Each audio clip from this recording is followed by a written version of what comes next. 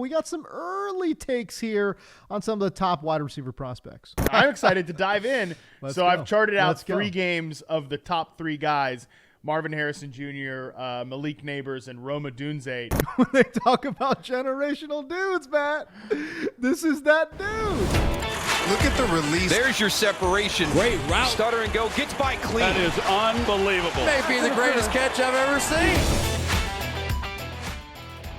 Certainly, we do have an eye on the postseason, but I think the folks will be very excited to know that our guy Matt Harmon is working on prospects right now. And I do believe Matt Harmon is ready to share some early takes. Now, we don't got the full-on numbers, that right, Matt? But we got some early takes here on some of the top wide receiver prospects. Yeah, background for the people, especially new folks to Reception Perception, or maybe you listen to the podcast, you don't subscribe to the site. You should subscribe to the site, but Sure. Whatever. I normally don't get to prospects this early because I upload normally, honestly, I'm not doing any charting right now because I'm trying to take a step back, but whatever. What's life if not a little more work? Who cares? Exactly. What the hell? Honestly, the reason I started doing this right now, as opposed to usually, like I said, normally I do free agents, and those are the first to go up to the site, and they probably will still be the first to go onto the site, and then I get to prospects, a little later in the spring. But everybody's been telling me that this receiver class is good. Pretty good. And they need the takes. They need to know what I think about it. So I was like, you know what? You guys have gassed up this group enough that I am excited to dive in. I've charted out 3 games of the top kind of consensus top 3 guys: Marvin Harrison Jr., Malik Nabers, and Odunze. Now, let me just say this before we get into these guys. Okay. Number 1. Yeah. These are 3-game samples, and they are I wrote in our outline, very, very way too early, non-committal takes on the top 3 prospects. You cannot hold me responsible. Okay. Or hold my feet to the fire for what I'm saying today, because it's not the final product. All right. Right. I'm through 3 games on these guys. I'm going to get through 8 games for the final numbers and all that stuff. That being said, through 3 games, you can get a good sense of a player. Okay. All right, so should we start with the guy at the top of the class? I mean, this is somebody in Marvin Harrison Jr. that folks thought could play in the NFL coming out of high school. That's how good. When they talk about, we just talked about on Monday, when they talk about generational, Matt, when they talk about generational dudes, Matt, this is that dude.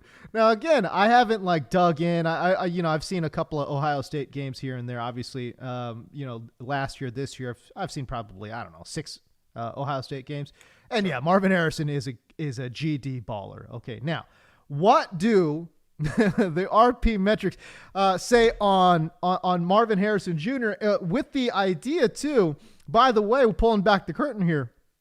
Matt was very worried that the RP numbers were not going to be good, because if they weren't good, oh my God, it's like we were going to have to go to war with some people, right? So what do the RP numbers say? I'm actually waiting with bated breath. Where they show us right now? I mean, the hype is strong, right? The hype is crazy strong on this guy. It's insane. But he's really worth it. Okay, I love the way he gets in and out of breaks, especially against man coverage.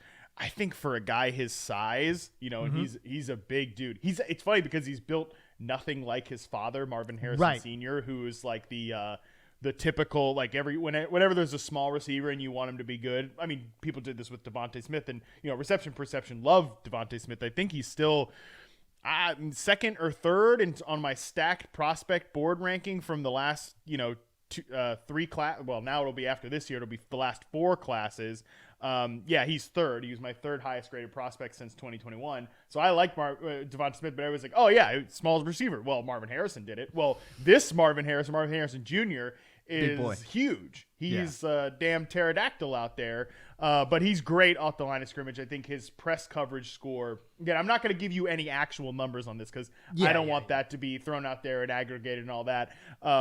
But I will say, if it held up, his success rate versus press so far through these 3 games, it's probably going to be, I believe, the best score of the last 3 years of the last four classes. So yeah, it's a pretty good number. At LSU, Malik Nabers. This is a player that, again, I haven't seen too many LSU games, probably 4 or 5 or something like that over the last couple of years here. But Malik Nabers, this is a guy that, I go back to this Sean Payton quote, right? If you want to be a good route runner, you either need to accelerate really fast or decelerate really fast. And that second part of it, the latter part of it, is what I think about when I think about Malik Nabers. This guy could really, shut it down. Going from 60 to 0 so quick. I think that's probably what my one takeaway from Malik Nabers. You talk about a pro-ready dude. I love what this guy's going to be able to do in the intermediate area of the field. Oh, dude. You nailed it. That's exactly what I would have said about him, is like it's getting from 60 to 0. That's so easy and effortless for him. His deceleration is really impressive. And then picking up speed again. He's like, of these 3 players, I think he's the most wild stallion of the group. If that makes any sense. He's so much fun to watch on curl routes. Because he just like when he's going just like a straight up 9 route go route down the field, even post routes, like he eats up ground so quickly. It's like, damn, it's impressive. And you know that the people covering him know that too. Everybody is afraid they are gonna get blown by, right? Like that Malik Nabers is gonna blow by them in single man coverage. So they know that, he knows that, and that is why he is just so easy to shut it down and come back on these curl routes. And he's just like wide ass open. I will give you a number here, 92% success rate on curl routes, which were 22.7% of his routes that I've charted through this 3-game sample. That's a huge number. It's a huge number. It'll come down when the full sample's in there, but it's just huge. That is easily the most fun part of his game to me. So third wide receiver we've got on the table here, a player that I've seen a lot of, as a matter of fact, is Rome Odunze. Okay, we're talking about a Pac-12 dude, just played for Washington, playing in the Natty. So I've seen a lot of Rome. See him rip up your Cal Bears. Obviously. First of all, this is what's funny. Okay, if you watch any Pac-12 prospect, right? Whether it's USC, Oregon State, doesn't matter who the prospect is out of the Pac-12. I promise you, half of the highlights will be them torching Cal for whatever reason. And the weird thing about that is that Cal has actually had good defenses for the past 4 or 5 years. But man, when these top prospects face Cal, they go crazy. I don't know why. I don't know what it is. Anyways, Rome Odunze, obviously one of those dudes. 6'3", 215 pounds. My God, you want to talk about prototypical X receiver that get downfield, win the ball deep? Oh, Rome Odunze is that dude. I love this guy. Hell yeah. He's really good. When I started working on him, I worked through 2 games for him and was really excited about what I saw. So I was just looking around the internet stuff, a couple of things, people. Try not to listen to anything or hear anything about any of these players, obviously with the exception of Harrison, who I've heard plenty about. And Matt Waldman also spoiled some of his opinions about Malik Nabers to me before I watched him. He's definitely, I think he might end up being a little higher on Nabers than I am, but that's not a shade on Nabers. But I hadn't heard much about Rome Odunze. I was doing a little digging, so I saw on like an aggregator site one of Daniel Jeremiah's opinions about him, and I texted him. I said, "Hey, buddy, I saw this on a little aggregation site. I wanted to run this by you since you said it on, maybe you said it on your podcast. You did say it on his podcast, actually. I was like, did you give Rome Odunze the same grade as Marvin Harrison? And he said, I did.